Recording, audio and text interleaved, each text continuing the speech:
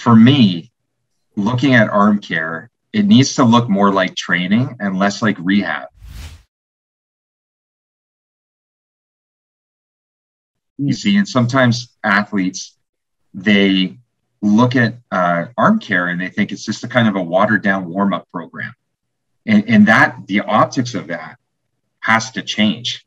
We need to be able to look at arm care as being challenging, rigorous. It can be fatiguing. There's high exertion. Sometimes the athlete's face is going to grimace. And when we have that, then I think we're going to start to bulletproof arms.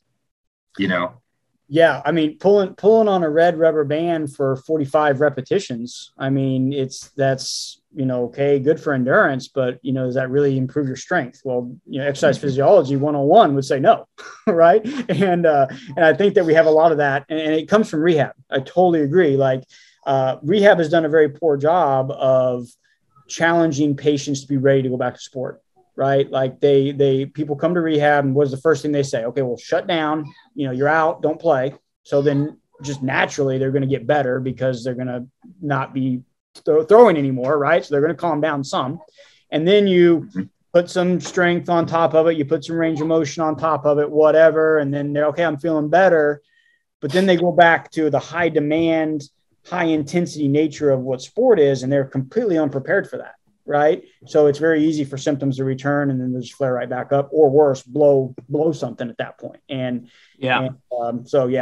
agree. I think the optics have to change. Really, it needs to change all the way across sports medicine. The physical therapists need to start blurring the lines as to, at the end of rehab, we need to look a little bit more like a strength coach.